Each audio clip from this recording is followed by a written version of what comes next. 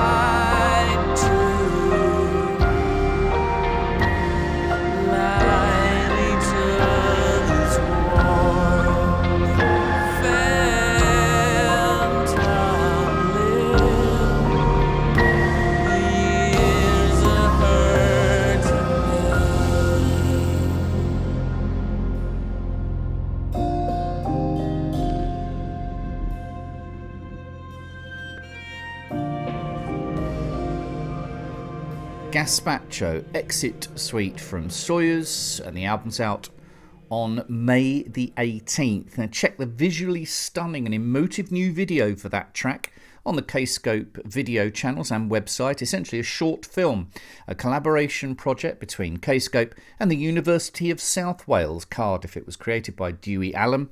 Gazpacho's Thomas Anderson describes that track as, quote, the result of a night playing with matches in the studio. It's a song about the fear of dawn and the passing of the old day.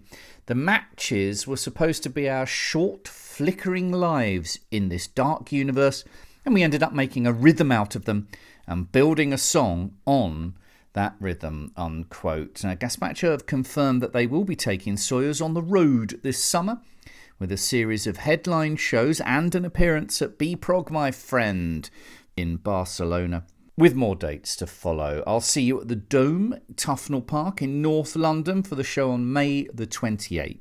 All physical pre-orders of Soyuz from the Kscope store come with an exclusive free download, 2 MP3s. The first is Soyuz 1, and the second an unreleased instrumental version of Know Your Time. The pre-orders are up now at the Kscope store, and the album is out on the 18th of May on LP, CD, and of course digital as well. Now, TesseracT return with the new album Sonder. It's out now. They're currently in the USA on a huge tour, which later takes in European festivals, another trip to Australia. Before we hear from James Monteith and Daniel Tomkins from the band, this is entitled Beneath My Skin. Tightening veins beneath my skin, forming shapes within my dreams. Jaded thought, it rips my throat.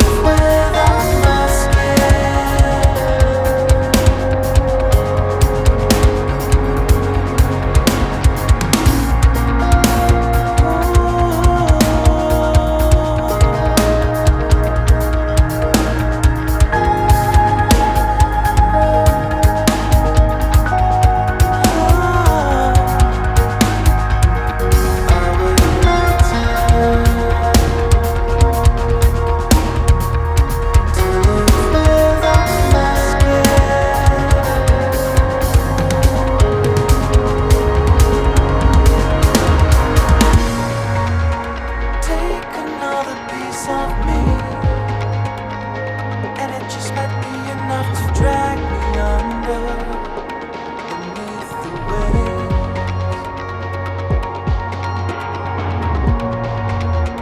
Take another bite from this. All those goals.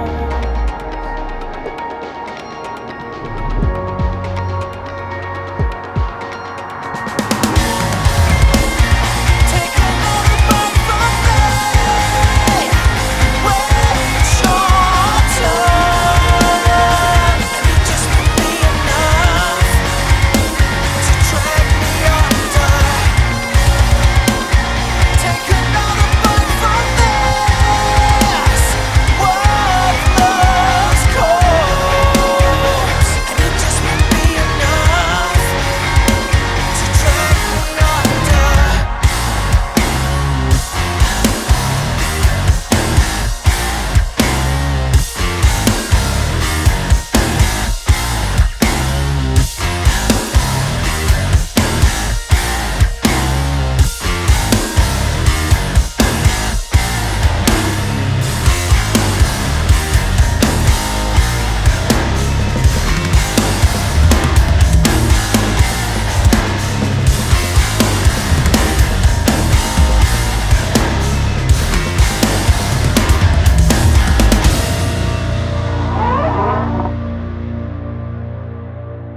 They are Tesseract, and that is Beneath My Skin. I was very fortunate to be invited to the final rehearsal before the 6 members of the band headed to Boston to start their big American tour.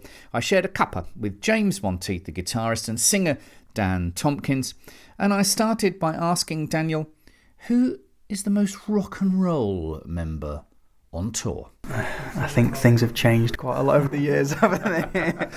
Only today we had the conversation. I think we're going to rein it in again this year, just like not party too hard and just kind of look after ourselves. But really, I think it's a case of just making sure we have enough rest, you know. So we'll often pack down at the end of a show and then straight in the bandwagon and straight to sleep. You know, there's no real partying. So there's no hotels then, it's all on the bus, keeping on the No, bus. well, the drives are so long. We sleep as we drive because we're in what's called a bandwagon, which is basically a poor man's tour bus. It's kind of like a tour bus, but a little bit rough around the edges. I'm fascinated, James, looking around at all the gear here. You're pretty much self-contained, own desk, own in-ear monitors, the whole sort of like kit and caboodles all going with you. Is that to save money, or is that just a convenient way of making sure everything's done as you wish it to be? Definitely to make sure everything is we wish it to be, and also, I guess, well, with the in-ears, because it's our system, we know exactly what the mix will be every night. It's nice. It's just, it works perfectly fine every time, and we have the same desk. So our Aidan O'Brien, our sort of engineer co-writer, he makes his life a lot easier, and it makes us sound the best we can every night. It's odd. It's so. I'm going to really show off my terrible indie credentials here, because it just sounds. To me, it just sounds like it's more difficult if you're turning up to a venue and everything. There's everything. There's an in-house sound engineer who knows the venue. To take your own gear sounds like a terrible indulgence, but talking to Aidan, it actually sounds as though it's a lot easier. Yeah, and with modern technology, you can pretty much save all your kind of your session, your what's it called? Your show file, which is essentially, which he tweaks as the tour goes on, and obviously he adjusts it for each room. But pretty much most of the levels are kind of set, and all the EQs that he tweaks them as they go, but they're kind of already set. So he's more just tuning the band to the room rather than starting from scratch and getting the band sounding good, then figuring out the room. So yeah, it means you can get a much better, really good sound really quickly.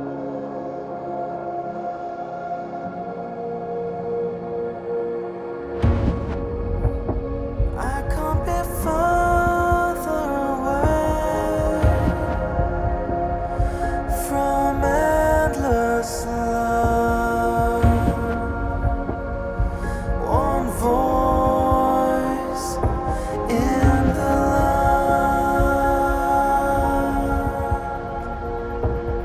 light.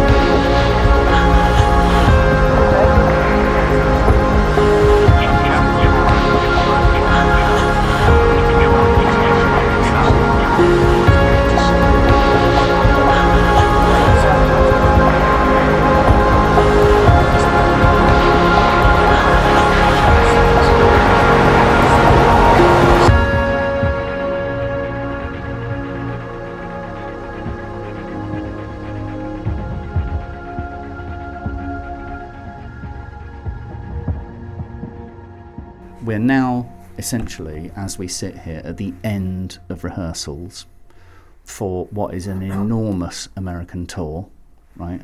Where are you at, James? Are you ready? I'm really tired after today, to be honest. But yeah, no, I think actually no. We've got one more rehearsal. We fly to the States, and we really need it. A dress rehearsal, is it? A dress rehearsal. And make sure all the equipment works. Rehearsal. But yeah, I think we're really ready to get out there and start playing this new music. I think we're really excited for it. Daniel, what's been the new material then, going from the recorded versions, the laptop versions, the mastered versions? What's been the most difficult track of the new material to get ready for live? And conversely, what's been the easiest? Oh, well, on this tour we're only taking 3 new songs on the road. One of them we played quite a lot on the last tour. We went to the States with when we supported Megadeth, which is Smile. And It's a new version. it is a newer version. It's revamped for sure. It's a lot more energetic. So that was really easy, to be honest with you. What are the other songs we're doing? Oh, Luminary and King. I would say the 2 singles, obviously. Kind of makes sense, doesn't it? I think actually Luminary for me is one of the most difficult songs, just for that one hook. It's an incredibly high note. That's a D, a high D on that top note. So for me to hit that, I've got to be really on form, which is kind of cool because it makes me really look after myself on tour. So this tour must have been booked a long time ago to make sure, and getting everything's coordinated around the album. From the outside, it looks like I imagine it's like a duck, isn't it, where everything's kind of like, looking really nicely on the surface, but underneath everything's sort of like paddling away furiously. Was this all planned, or did this come together quite by accident? Well, no, it was planned, and this tour was booked, and then that then imposed a deadline on the record, so it meant that the record had to be done. Yeah, it's probably slightly quicker than we would have wanted to, but on the flip side, it's good to have a deadline to get it done. So yeah, we basically had to have it done by a certain point, so we could then do this tour, and then because after this we then go to festivals, and after that we do Australia and then Europe. So it's back. It's back here. It's back to Europe for festivals, for the summer festivals and European festivals, and then to Australia. Have you been to Australia before, James? Yeah, this will be our 4th time, I think. Wow. Yeah. So. What's it's a bit of a large question, Dan, so maybe you could split this into 2. What is essentially the major differences between playing in the States and playing in your home country? Because I've always been fascinated that in the States it seems as though rock music or pop music, all on its little tentacles, is a sort of branch of show business, essentially, and whereas in maybe the British we consider it to be a branch of art. What are the major differences? Really just crowd participation in my eyes from being stood on stage. I find that the crowds are obviously more reserved in the UK. We're more reserved people in general, generally speaking, aren't we? But in the States people are much more active, very vocal.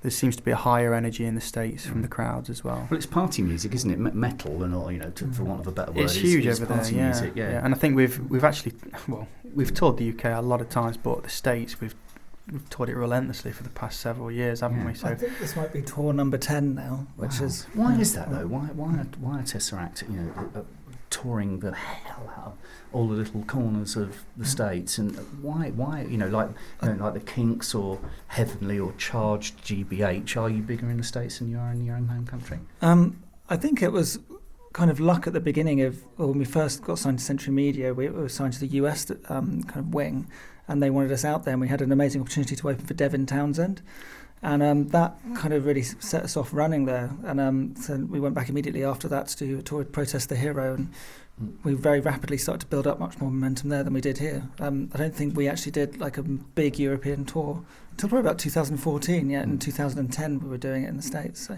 I think it was just we went where people wanted us. I was going to say, because that's really cute, isn't it? Isn't that the old-fashioned way? Get out there and tour. Yeah, I don't know, touring, man. It's getting harder and harder, but at the same time we're growing, so there's more of a push for us to get out there and do more shows. So it's a hard balance to find. We want to be going out on tour ideally for maybe 4 weeks at a time. That'd be the perfect amount of time.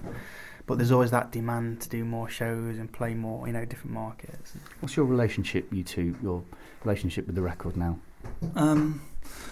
I don't know. I think I've listened to it to death. That it feels old already, and I'm thinking about the new demos that are kicking around. Yeah, a lot of the ideas from this album have been around for a good year and a half. I remember when my second was born, I remember rocking him at 3 a.m, actually writing melodies to a lot of these ideas.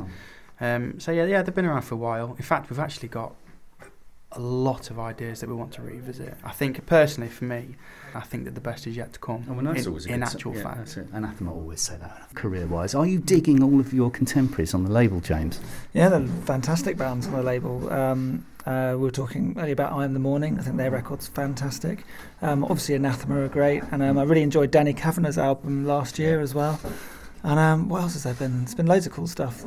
I have to shout out Pliny, who we're touring with. We're both in the States and in Europe.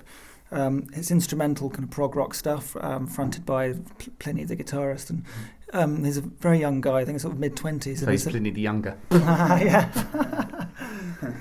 I don't know why nobody's made that joke before. Right, let's talk gear.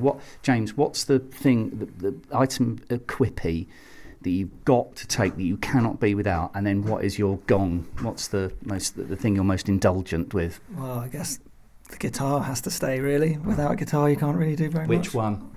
Which one? Oh, that's tough. He's got too many. Yeah, exactly. I think I'd probably have to pick my first Ibanez LA custom shop guitar that I had built about 7 years ago. It's just been like my rock. It's a solid That's the guitar. essential. Yeah. And what's the indulgent one? What's the one where everyone's going, really? You're taking up so much space with this? To a degree, Flange. it's probably my second custom shop guitar because it's really beautiful looking, but it's really temperamental. It doesn't like temperature changes. Right. It constantly needs maintenance. And to be honest, at some point, I'm actually getting a new guitar in the States. I know it's really greedy. Of So course, they're cheaper out there, I understand. And I think I might retire that green one to my house just because it'll be much happier in a constant temperature. And, It must make it sound as though it's sentiment. Dan, as the singer, of course, you don't have to carry anything, do you? I have quite a modest setup, It's got a microphone and a stand. But to be fair, I got two mics that I like to take with me. I always take a Shure 58 because obviously it's the industry standard. You can't go anywhere without one. Can't go wrong. Never leave home without one.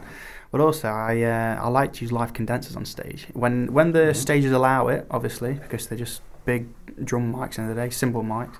I had a Neumann KMS 105, which was really nice, but I've just switched to a Shure KSM 8, Right. and it's an amazing mic. It's a live condenser, but it's got a much it handles the background noise a lot easily. Yeah, because there isn't any background noise, is there, with you guys? It's only the cymbals, isn't it? It's only everything else is there. Jay's got a lot of cymbals and it hits them hard. Yeah. So I was having a word with him about that China one. It was completely ridiculous. It's What's the just point of that? unnecessary, isn't it? Can you say that again, please, Dan? Sorry, what? You wasted so much damn time on it. You wasted half your damn life. Now watch it fall to damn pieces.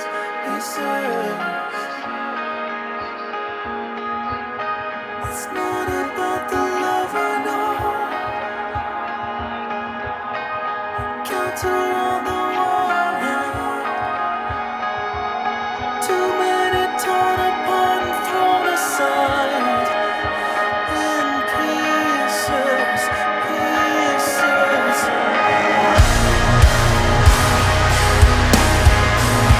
You wasted so much damn time on it.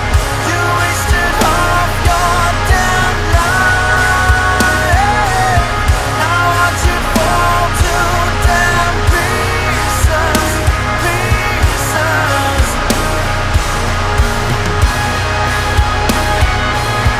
You wasted so much damn time on it.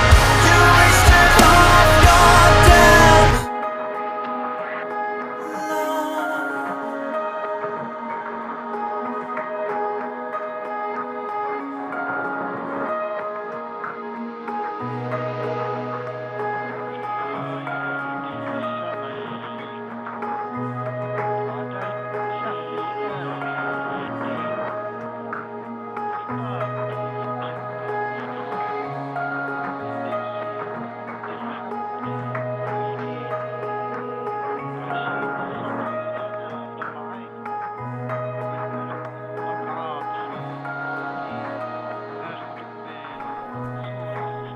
Tesseract, The Arrow.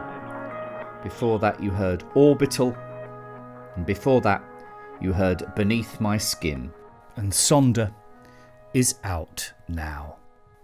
Lunatic Soul news next. The Riverside frontman Maruisz Duda's project, following on from last year's album Fractured. The new album is entitled Under the Fragmented Sky. It's out on the 25th of May. Maruisz tells us, quote, "These are more classical pieces, and they've been waiting for their own time, which has now come. Under the Fragmented Sky will be both a supplement to Fractured and an artistically independent release with its own character and identity," unquote. This then, from Lunatic Soul, is entitled Untamed. So it's done, you've won the fight. War is over, you can stop. Don't mind them, they don't deserve. They'll keep snarling, nursing hate. Ooh.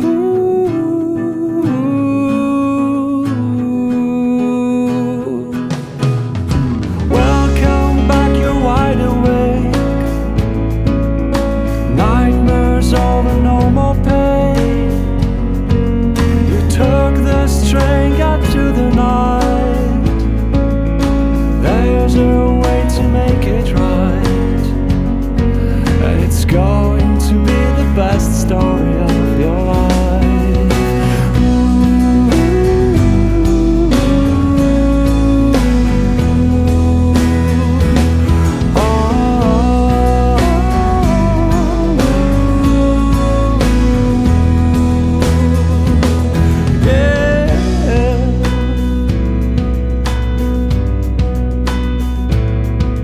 Maybe you don't want to believe that you have your chance now.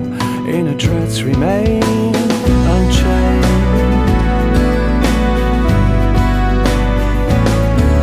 Maybe you have just gotten used to your constant waiting for another tidal wave.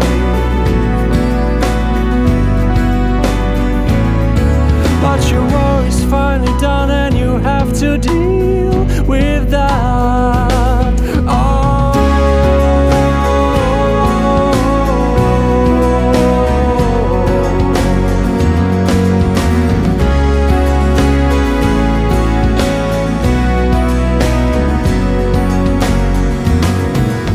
So it's done, you won the fight. War is over, you can stop. You took the string up to the night. There's a way to make it right. And it's going to be the best story of your life. And it's going to be the best story of your life. And it's going to be the best story of your life. And it's going to be the best story of your life.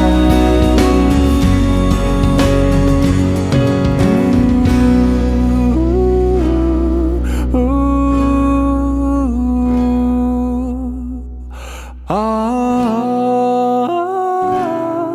ooh,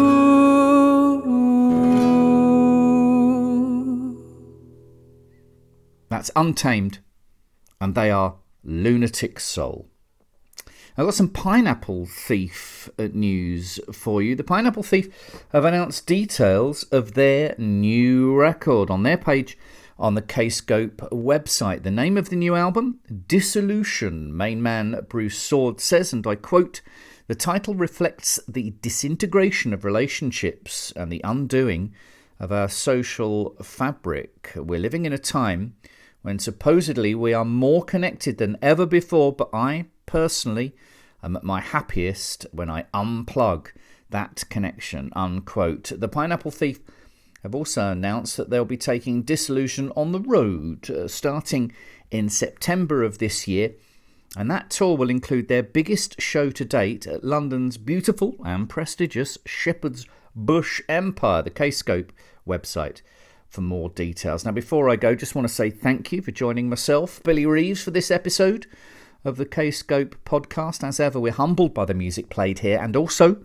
by the fans and listeners that make our label possible. Do please keep supporting independent music by subscribing, liking and sharing this podcast with your friends. Now, we're celebrating Kscope's forthcoming release of the classic Mansun LP, Attack of the Grey Lantern, and the fact that the band's main man, Paul Draper, is on tour with Steven Wilson in the Americas right now. Stunningly remastered from the original multi-tracks, the erstwhile #1 LP will be available on all digital platforms as a MediaBook CD, as a double black gatefold vinyl, as a very limited double purple gatefold heavyweight vinyl, complete with the original design printed in bags, a lavish 4-disc limited book, a 3 CD and DVD set including remastered album, DVD including 5.1 mix, original videos and a high definition mix,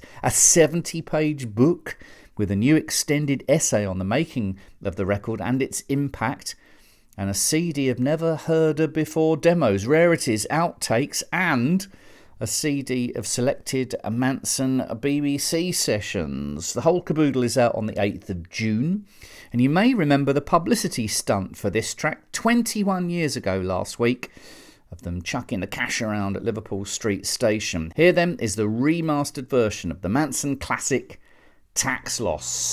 See you soon. Ta-da.